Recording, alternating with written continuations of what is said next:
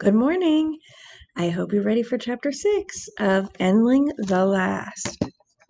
Chapter 6. And you are a... Greetings, said the Wabbock. You're so very kind to rescue me. Wabbocks are known for being remarkably polite. I was not feeling polite. I was soaked, cold, trembling, and feeling far from safe. I shook my head. I tried to focus. The cliff, the poachers, the arrows. My rattled brain replayed the details of my desperate dive. I had the feeling I would relive that scene many times in dreams, the kind that woke you up at night, gasping and sweating. The downpour drenched us while lightning carved the clouds. Thunderclaps drowned out the sea's roar. I blinked away rain and stared at the Wabbock. He was small, perhaps a third of my size, and comical looking, especially in his waterlogged state.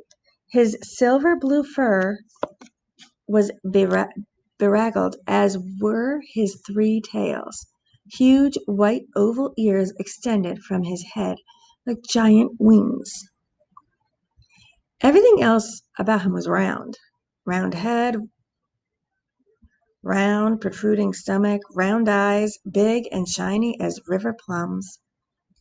Even his paws, white like his ears and muzzle, were round as lily pads. The lower half of his face reminded me of a fox, with its black nose, long whiskers, and upturned mouth that looked perpetually amused. He wore a leather belt low on his sizable belly. Attached to it was a small drawstring pouch. "We have to hide," the Wabbock said. "They may still come after us." With a sigh, I forced my body, leaden with the dulling effects of fear, upright. The Wabbock was correct. We had to keep moving. We picked our way down the rocks onto a stretch of sandy beach. "Walk in the surf," I suggested. "It will cover our tracks." We Darrens are experts at concealment. "I wonder if I might inquire as to whether you have a plan." "My plan is to avoid arrows." The Wabbock fell silent, head drooping. I felt a bit guilty, so I added, "Let's make for the shale ahead. Hopefully our tracks won't show quite as much there. We'll climb where the cliff has collapsed and make our way through the forest. I have to get back to my family." "I don't see anyone following us." "And I don't smell them," I replied, panting. "But this rain masks sounds and smells as well. We need to get out of here as quickly as we can." "My name is Tobble," said the Wabbock. "I am most grateful to you, and I do not wish to be a burden." "Too late," I said, only half joking.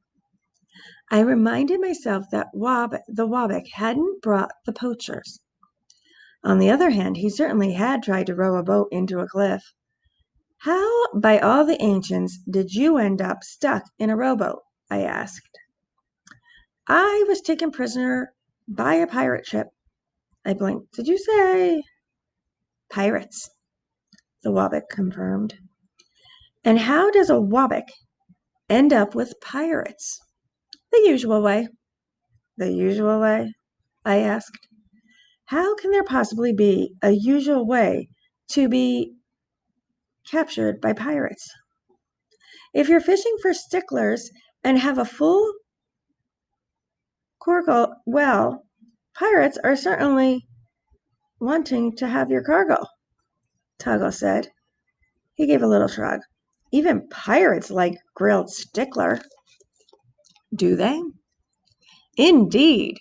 My brothers managed to leap off the coracle, but I tangled in the net and they left me." He didn't seem upset by this fact, but seeing my disapproval frown, added, "I'm the youngest. My brothers often overlook me."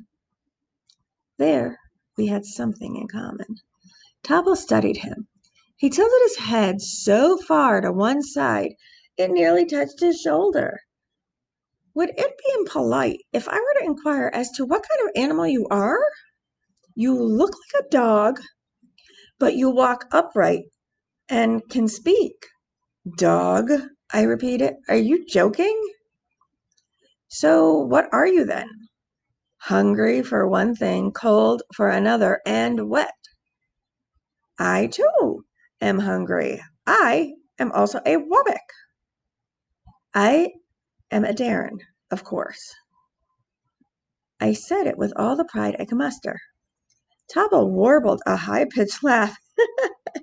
Even Wabek's laughs are comical. Yes, and I'm a four-headed wood sprite. He narrowed his eyes. Wolf family, perhaps, but your fur is golden, much finer than a wolf's coat. You can glide like a flying squirrel. You have a pouch like a marsupial. You have hands with thumbs, but dog-like paws for feet. You stand erect, and you are a female. Thank you for stating the obvious. There's almost a humanish quality to your demeanor. Topple circled me as we walked. On the other hand, I just watched humans try to kill you. Another head tilt. Still, in all, humans are well known for killing each other. I'm a Darren, I repeated firmly, and you are a Wabek. And for the record, Darrens eat Wabeks. Topple snorted. There are no Darrens, he said, as certainly as if he had just stated that water is wet, which was certainly proving to be true. And yet here I stand before you, wet and cold and hungry. I'll admit there aren't as many of us as there used to be, but I can assure you that I know what I am. We scrambled up the fallen cliff face and plunged at last into the shadow of trees.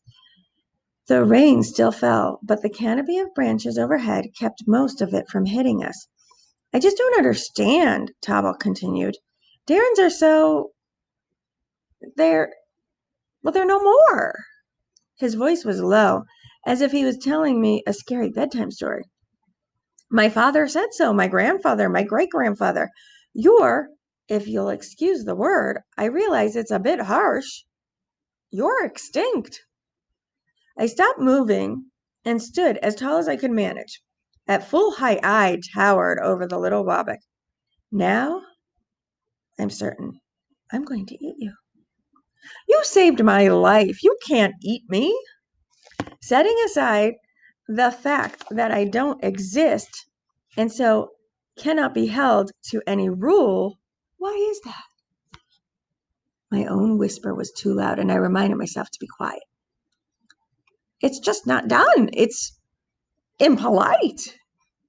Topple twisted his head around, raised his head, one of his tails, and licked it. So, who was that trying to kill you? Poachers, I said. You're changing the subject. And now I shall thank you for stating the obvious, Topple smiled. Poachers don't bother Wabeks much. Probably because you taste like turtle. I don't know whether to be insulted or relieved. They kill us for our fur, I said. May I?